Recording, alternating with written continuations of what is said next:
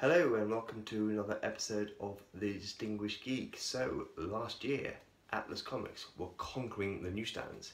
This year, they're fighting for survival. This is 1953.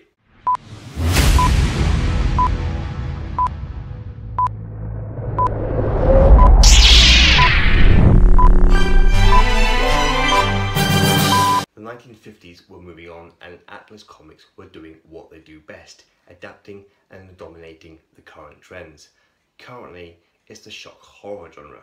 However, people's opinions were turning against the comic books, and by people's, I mean parents and adults in general, claiming that the horror genre were producing stories with too much violence and too much gore, and some viewed it as distasteful. Articles were being printed in such magazines as Reader's Digest, publicly denouncing comic books and their publishers, claiming that the comic books were bad for children and scarring their eyes. Now, the top anti-comic book protester was a child psychiatrist called Dr. Frederick Wortham. I spoke a bit about him in the 1949 episode, so go check it out. Dr. Frederick Wortham was due to release a book in 1954 titled Seduction of the Innocent. The book claimed that reading comics and the magazines turned children into juvenile delinquents, and the plan was to reach out to every parent. So extracts were published in many magazines aimed at parents with intent to increase sales and attention. The publishers hit back, arguing that every single one of their comics, magazines, and the stories within them encouraged reading, and that the children, teenagers, and any adolescent reader was intelligent enough to know the difference between fantasy and reality. Unfortunately, the opinions of the public was not in the comic book industry's favour, and the comic book industry needed to pull something out of the bag, as the US government may intervene and shut them down. In April, Suspense issue number 29 was released.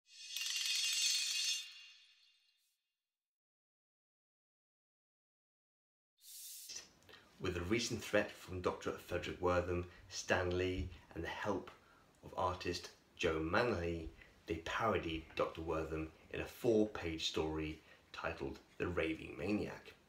In this issue, a thinly disguised representation of Dr. Wortham approaches Stan Lee at the Atlas headquarters, stating that the stories that Stan Lee were publishing was vile, irresponsible, and harmful. Stan Lee responded without emotion, brushing Dr. Wortham's criticisms aside, and the story ends with a twist, with Dr. Wortham being taken by men in white coats back to the asylum which he had escaped from.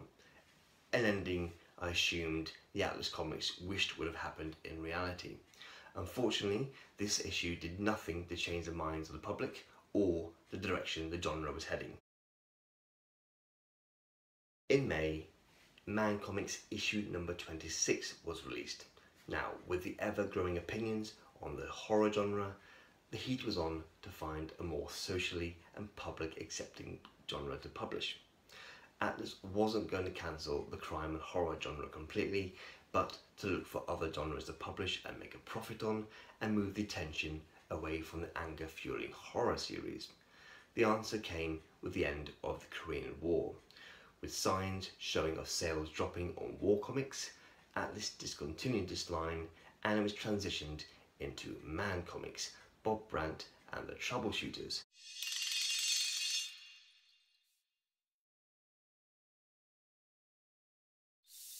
Characters based on the Little Wise Guys from the Daredevil series. Unfortunately, this series did nothing to encourage new readers, and it was cancelled only after 2 issues. In June, Young Men issue number 21 was released.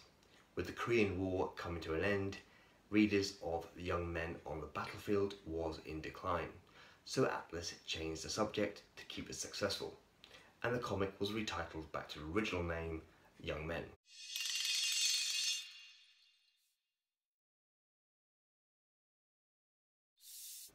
The stories went from on the battlefield to car racing, starring Flash Foster and his high gear hotshots. However, just like Man Comics, this transition did nothing to entice new readers, and the adventures of Flash Foster lasted a mere 3 issues. In July, Lorna the Jungle Queen, issue number 1, was released.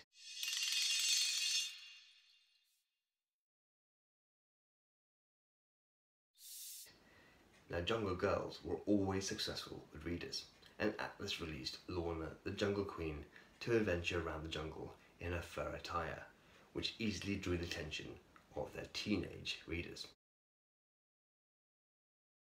In December, Young Men issue number 24 was released. Atlas Comics, as you know by now, are very quick to jump on current trends, and the biggest trend of all is the television. It's helped Atlas on several of its lines and genres over the years, and at the moment the new adventures of Superman is airing on TV, and it's brought an all-new generation of potential customers to the DC Comics. So Martin Goodman decided that it was time that the superheroes from the timely production era would live again. And so with this, the Human Torch was proudly printed on the front cover of Young Men issue number 24, with a heading that said, "Look, he's back from the dead. It's the Human Torch."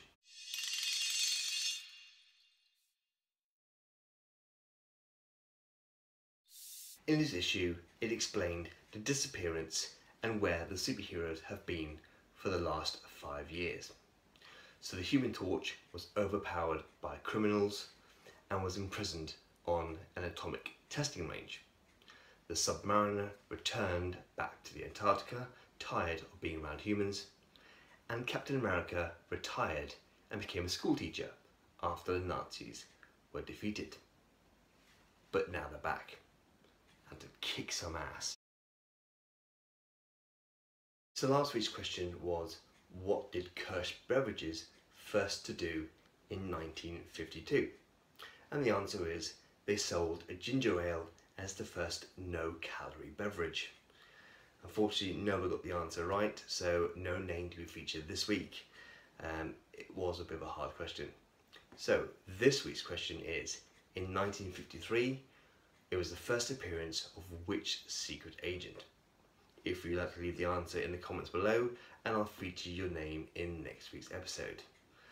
Thank you very much again for watching, guys. Please leave me a comment and let me know what you thought of this video, and as always, please like, share and subscribe so you don't miss another episode. Thanks guys, and I'll see you next week. Bye bye.